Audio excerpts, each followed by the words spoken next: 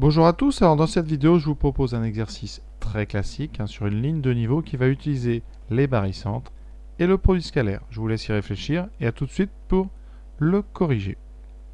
Alors pour faire ce genre d'exercice, on va utiliser le barycentre G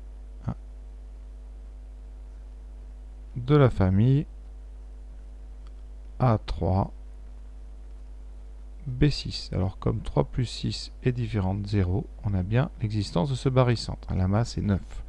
Et on va utiliser Chal après avoir transformé nos carrés MA carré et MB carré en carrés scalaires. Donc la première étape, c'est ici de transformer cette égalité de longueur en une égalité de carrés scalaires, c'est-à-dire en remplaçant MA carré par MA vecteur MA au carré, c'est-à-dire MA scalaire MA, plus 6 ici, MB carré égale à K.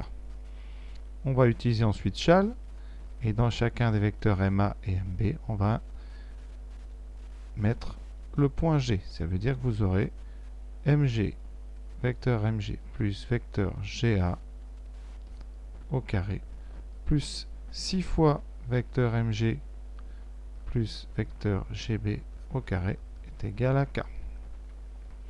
On va développer, puisqu'on sait que le produit scalaire est compatible avec les identités remarquables. Ça nous donne 3 fois, donc MG carré, qui est tout simplement la longueur MG au carré, plus 2 fois le produit scalaire MG scalaire GA plus GA au carré, qui est tout simplement la longueur GA au carré. Et on fait pareil avec notre deuxième développement, ce qui nous donnera 6 fois MG carré plus 2 fois MG scalaire vecteur GB plus GB au carré égale à K. Je vais maintenant développer en regroupant directement les mg carrés qui apparaissent. Vous en avez 3 ici et 6 ici. Vous avez donc 9 mg carrés en tout. Vous avez ensuite mg scalaire GA et mg scalaire GB. On va pouvoir factoriser par 2 mg. Donc on le fait. Ça fait 2 vecteurs mg scalaire, une parenthèse, 3 fois GA plus 6 fois le vecteur GB.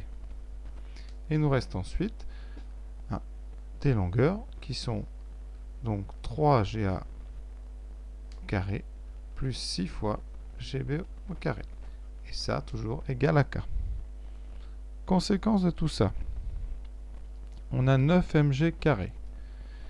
Ici, comme G a été choisi comme le barycentre de A3B6, c'est d'ailleurs pour cette raison ici qu'on a choisi ce barycentre, et bien cette somme ici vectorielle va être égale au vecteur nul. Et donc on a 2 mg scalaire vecteur nul. C'est vraiment ici l'intérêt de prendre le barycentre. Et on va envoyer les longueurs de l'autre côté. On a donc K moins 3 fois GA carré moins 6 fois GB carré. On a presque fini. Il nous reste 9 mg carré. Ici, ce produit scalaire vaut 0.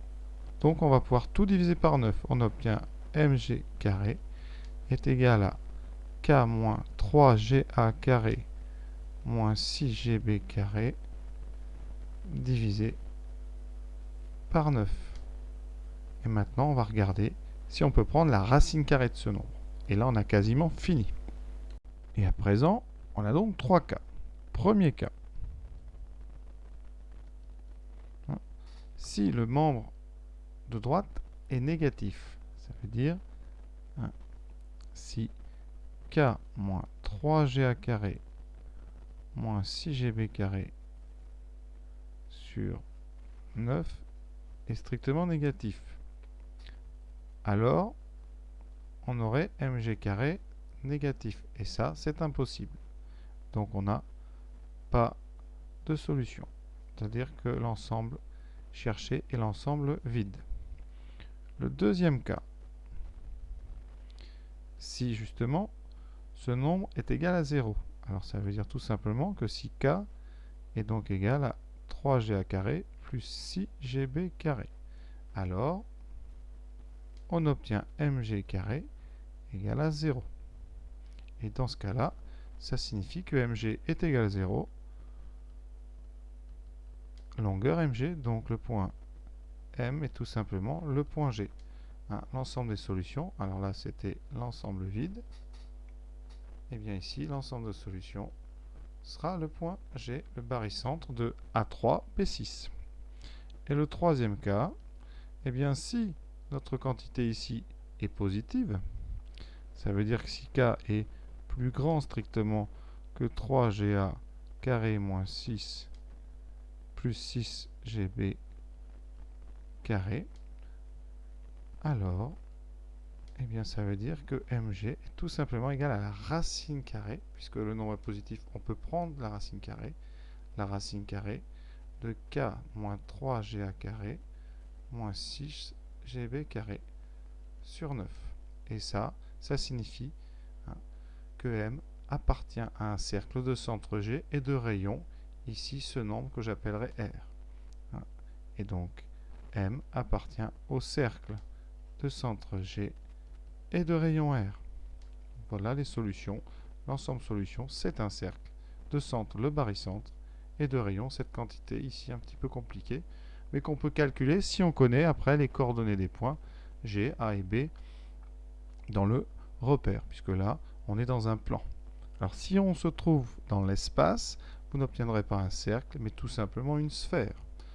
Donc voilà, cette ligne de niveau, donc, à condition ici que les coefficients devant les premiers carrés et devant le deuxième ne s'annulent pas entre eux, eh bien vous obtiendrez toujours ces trois cas, un cercle, l'ensemble vide, ou un point unique, le barycentre du système qu'on peut considérer. Donc voilà, cette vidéo s'achève, j'espère que ça vous a plu et à très bientôt.